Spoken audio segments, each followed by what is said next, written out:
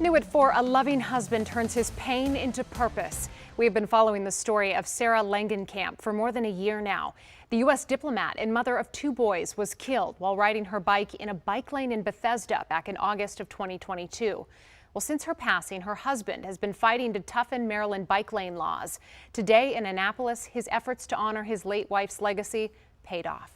Tonight, with the stroke of a pen, Maryland Governor Wes Moore honoring the life of Sarah Langenkamp in hopes of keeping other cyclists safe. Sarah was a person that chose to ride her bike because it was fun and healthy, and she just used this bike lane that didn't have these protections.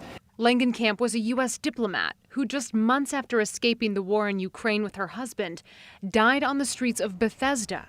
Langenkamp was in the bike lane on River Road, and the driver of a flatbed truck struck and killed her while turning. Now people like her can ride in bike lanes knowing that there is legal protection in that space. I think she'd be very happy to know this. Tonight, the Sarah DeBank Langenkamp Memorial Act is now law. It increases the penalties for drivers who cause a crash with cyclists or scooter operators in a bike lane. In Langenkamp's case, the driver who admitted guilt was sentenced to pay a $2,000 fine and complete 150 hours of community service. This new law now adds a sentencing option of up to 2 months in jail in addition to the fine. It's a big step forward for the state, and I hope it sends a strong signal to drivers around the state that, they need to be careful.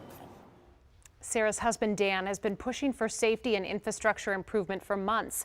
Well, now he's taking it a step further onto Capitol Hill by pushing federal lawmakers to sponsor a bill that would give local communities the ability to use more federal dollars to fund transportation safety projects.